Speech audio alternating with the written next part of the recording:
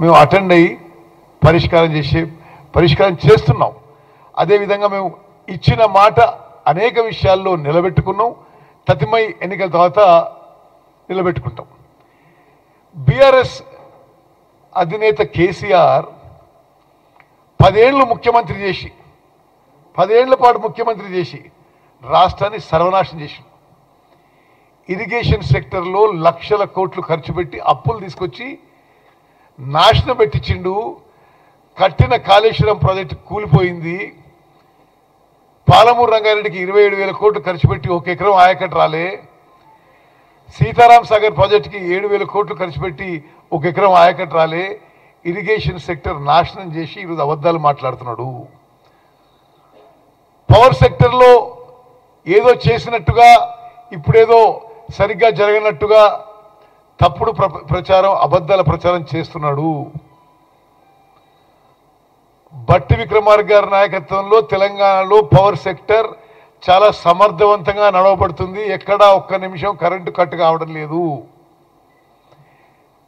ఇండ్లకు కానీ వ్యవసాయానికి కానీ పరిశ్రమలకు కానీ గతం కంటే మెరుగ్గా పవర్ సప్లై జరుగుతుంది. ఏదో ప్రొక్యూర్మెంట్ గురించి మాట్లాడతారు. లాస్ట్ ఇయర్ ఇదే తారీఖున అప్పుడున్న టీఆర్ఎస్ ప్రభుత్వం 13 లక్షల మెట్రిక్ టన్నుల ధాన్యం కొనుగోలు చేస్తే మా ప్రభుత్వం రెండింతలు అదే తారీఖున 25 లక్షల మెట్రిక్ టన్నులు ధాన్యం కొనుగోలు చేసినాము.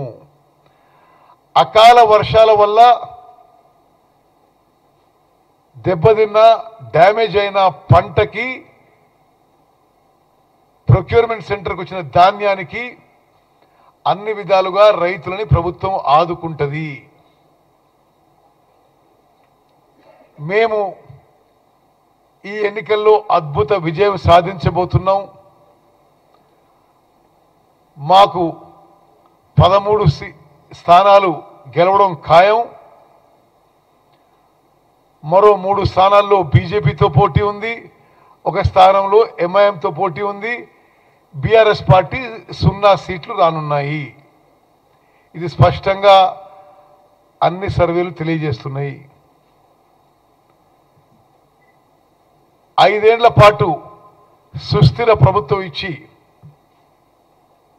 రాష్ట్ర ప్రజలందరికీ ప్రత్యేకంగా దళితులకి, గిరిజనులకి, మైనారిటీలకి, బీసీలకి, రైతులకి, రైతు కూలీలకి, విద్యార్థులకి, నిరుద్యోగ యువతకి 10 ఏళ్ల పాటు వాళ్ళు పడిన ఇబ్బందులు గుర్తుపెట్టుకొని అన్ని విధాలుగా వారి జీవితాల్లో వెలుగులు నింపబోతున్నాము.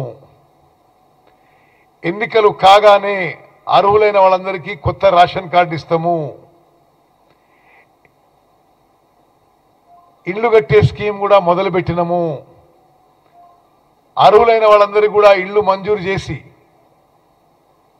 ఒక్కొక్క బెనిఫిషియరీకి 5 లక్షల రూపాయలతో ఇల్లు కట్టించే స్కీమ్ కూడా ఎన్నికల ముందే లాంచ్ చేసినాం. ఎన్నికల తర్వాత వేగవంతంగా ముందుకు పోతాము. నిరంతరం ఈ ప్రభుత్వం పారదర్శకంగా పనిచేస్తుంది. అందుబాటులో ఉన్నారు అందరూ. ఏ సమస్యలు వచ్చినా వెంటనే స్పందిస్తున్నాం. ఉదాహరణకి నిన్నగాక మొన్న అకాల వర్షాలు వస్తే, హైదరాబాద్లో అకాల వర్షాలు వస్తే వరంగల్ పర్యటనలో ఉన్న ముఖ్యమంత్రి గారు వెంటనే అక్కడి నుంచి స్పందించి అధికారులు అలర్ట్ చేసి తగిన రిలీఫ్ మెజర్స్ తీసుకున్నారు. నేను ఎక్కడో ఉంటే ఆ రాత్రి నిర్ణయం తీసుకొని రాష్ట్రంలో ఎక్కడున్న ధాన్యం కూడా తడిస్తే ఎంఎస్పీకి ధర కొనుగోలు చేస్తామని హామీ ఇచ్చినాము. తుమ్మల నాగేశ్వరరావు గారు అగ్రికల్చర్ మినిస్టర్గా ఇక్కడిక్కడ పంట నష్టం జరిగినా ఆ కంపెన్సేషన్ ఇస్తామని చెప్పి హామీ ఇవ్వడం జరిగింది. ఆ విధంగా చీఫ్ మినిస్టర్ కానీ, డిప్యూటీ చీఫ్ మినిస్టర్ కానీ, క్యాబినెట్ మంత్రులందరం కూడా 11 మంది మంచి ఒక క్రికెట్ టీం లాగా, ఒక ఛాంపియన్షిప్ విన్నింగ్ టీం లాగా మరి ముందుకు పోతున్న విషయం నేను మీ అందరికీ మనవి చేస్తూ, ఈరోజు నల్గొండ పార్లమెంట్ నియోజకవర్గం నుంచి